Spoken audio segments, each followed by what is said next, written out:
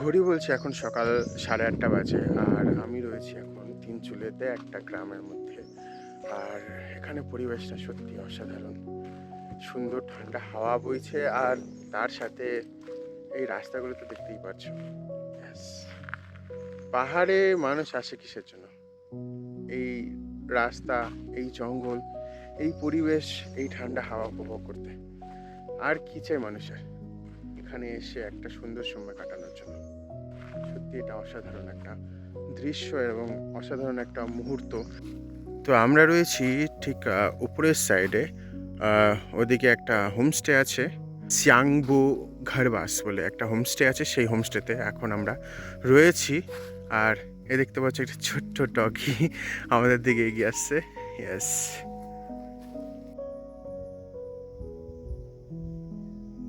তাহলে এবারে উপরে ওঠা যাক। আমি অনেকটা নিচে নেমে এসেছি আর উপরে এখন যেতে হবে, কারণ একটু পরে হয়তো ব্রেকফাস্ট দিতে পারে। আর এখানকার ওয়েদারের বিষয়ে যদি আমি বলি, খুব অদ্ভুত একটা ওয়েদার এখানে। মানে কখনো রোদ্দুর থাকে, কখনো হঠাৎ করে মেঘলা হয়ে যায়। আর এই যে ধোয়া ধোয়া দেখতে পাচ্ছ, এটা কোনো কুয়াশা না, কিন্তু এটা কিন্তু মেঘ। ঠিক আছে, যে মেঘ এখানে একটু একটু করে আসছে আর এখানে জায়গাটাকে আরও ঠান্ডা করে দিয়ে যাচ্ছে। সত্যি মানে এত সুন্দর একটা ওয়েদার। আর এই সময় মানে যখন কলকাতায় খুব ঠাটা পড়া গরম পড়েছে, সেই সময় এখানকার ওয়েদারটা সত্যি একটা অসাধারণ ফিলিং দেয়।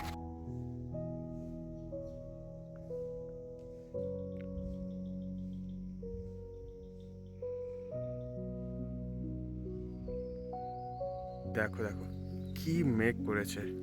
মানে এখন প্রায় মেঘে পুরো ঢেকে গেছে এই গ্রামটাকে। এতক্ষণ একটু ক্লিয়ার ছিল, কিন্তু এখনই হঠাৎ করে সাডেনলি মেঘটা এসে পুরো গ্রামটাকে কভার করে দিয়েছে।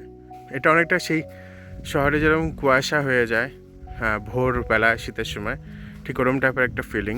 বাট এটা অ্যাকচুয়ালি মেঘ, কুয়াশা নয়। চলো তোমাদেরকে একটা জিনিস দেখাচ্ছি।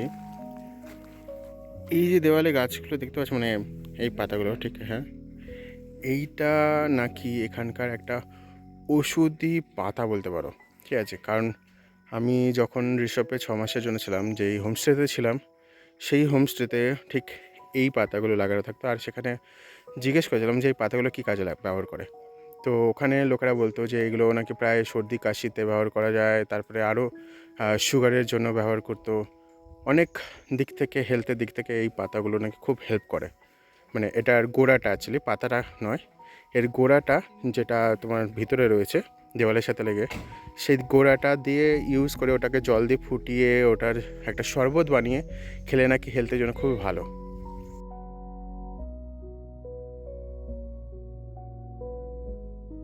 পাহাড় খুবই অদ্ভুত একটা জায়গা, যেখানে অনেক কিছু লুকিয়ে রয়েছে।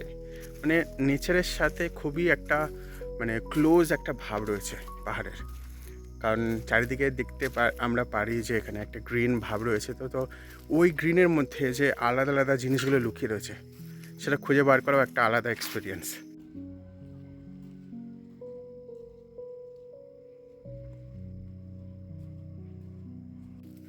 তো ঠিক এখান থেকে একটু উপরে গেলেই ওই যে দেখতে পাচ্ছ, হ্যাঁ, ওইটা হচ্ছে আমাদের হোমস্টে। ওখানে আমি এখন রয়েছি।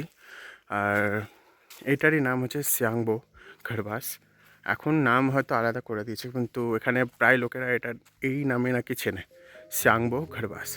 যেটার অর্থ আমি যতটা সার্চ করে দেখেছি, ওটাকে লিভিং ইন আ হোম বলে বুঝতে পারি।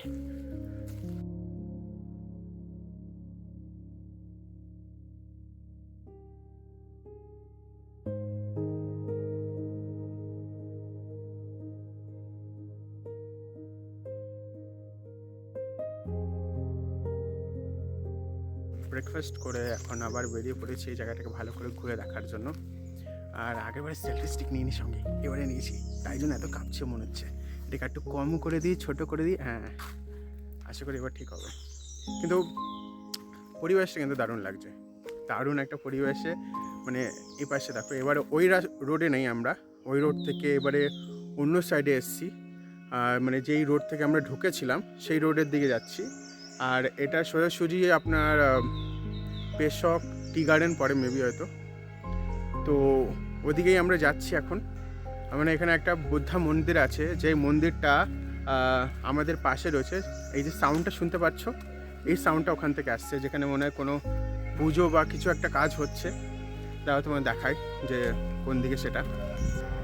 ওই দেখো, ওটা মেবি বুদ্ধা মন্দির হতে বা কোনো মন্দির হবে হয়তো, যেখানে এই বা হয় না একটা ওয়ার্শিপ করার সময় একটা ইনস্ট্রুমেন্টের কোনো প্লে বা কোনো একটা কিছু থাকে, সেটা ওখানে হচ্ছে। আর ওর পাশেই এই জঙ্গলটা রয়েছে।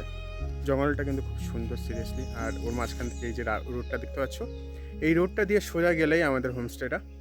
চলো একটু এগিয়ে দেখি যে এই জায়গাটা আরও কেমন, আরও সুন্দর করে এক্সপ্লোর করবো আমরা এই জায়গাটাকে। এটা এখানে দেখা যাচ্ছে, এই জিনিসটা হয়তো তোমরা বুঝবে। জিনিসটা থেকে জল পাস হয় এখান থেকে, মানে পাহাড় থেকে যে জল নাবে সেটা পাস করার জন্য এখানে এরকম টাইপের রাস্তা করে দেওয়া হয়, যে রাস্তাতে এখন এই যে জল যাচ্ছে দেখতে পাচ্ছ, এগুলো গিয়ে আবার অন্যদিকে যায়। এটা খুব সুন্দর একটা উপায়, এটা জলগুলোকে খুব সুন্দর করে এরা মানে কাজে লাগায় আর ব্যবহার করে।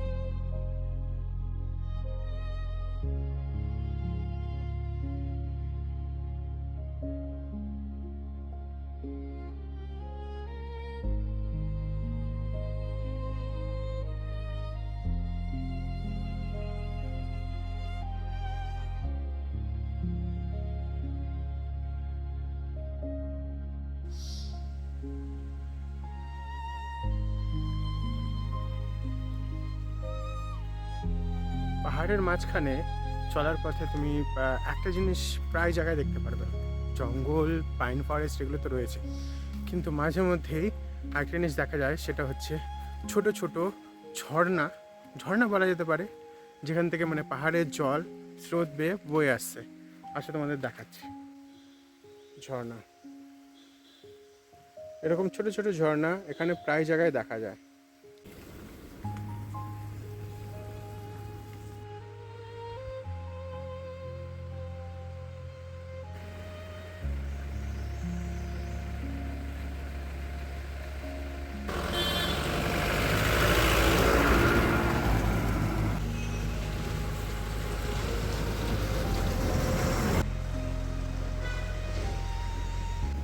যতদূর যাচ্ছি এখানে খালি এরকম জঙ্গলই পাচ্ছি, পাইন ফরেস্ট বেশি আছে এখানে।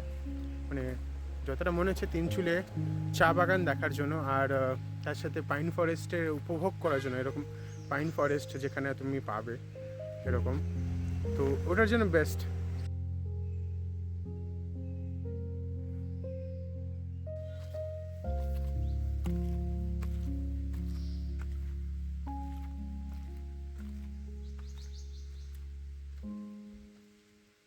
यहाँ पे। शूटिंग भी होता है हाँ, बहुत शूटिंग होता है। ऐसा, मतलब लास्ट बंगाली का शूटिंग होता है, हिंदी का शूटिंग होता है, मूवी कुछ मूवी का शूटिंग होता है। कौन सा मूवी हो अभी तक? प्राय तो मैक्सिमम तो बंगाली का वेब सीरीज का जो होता है ना, शूटिंग होता है ना, वो साइको किलर डॉक्यूमेंट्री। वाला हाँ ऐसा हाँ, वो चुड़ैल वाला, सीरियल वाला, हाँ। भूत वाला। इस टाइप का शूटिंग के लिए ये बहुत अच्छी हाँ जगह है। हाँ, वो चुड़ैल वाला, भूत वाला है ना। अभी फॉगी, अभी तो फॉगी नहीं है, थोड़ा थोड़ा थोड़ा फॉगी रहता है ना, कुआसा रहता है ना, तब अंधेरा रहता है, तब फिर वो शूटिंग फूटिंग होता है। तो ये तीनचूले का खास बात क्या है यहाँ पर?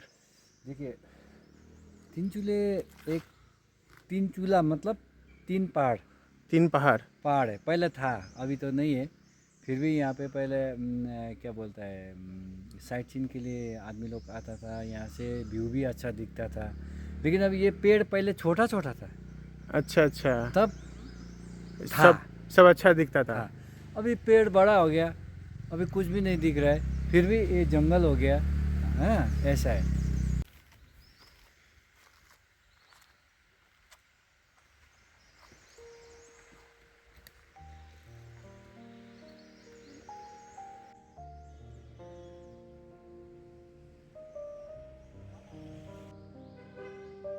তো অনেক ঘোরা হয়ে গেছে, এবারে রিটার্ন যেতে হবে, কারণ চারিদিকে খালি একমাত্র জঙ্গলই রয়েছে। আর মাঝে মধ্যে কিছু কিছু জায়গায় টি গার্ডেন রয়েছে, একটু দূরে যেমন একটা ভিউ পয়েন্ট আছে, সেখানে টি গার্ডেন রয়েছে। তাই বেশি আর টাইম ওয়েস্ট না করে এখন রুমের দিকে যাই, পরে দেখি যদি আবার ওই টি গার্ডেনের ওদিকে যেতে পারি তো যাবো ওখানে। যে রাস্তায় এসেছিলাম এখন আবার সেই রাস্তা ধরে রিটার্ন মারছি।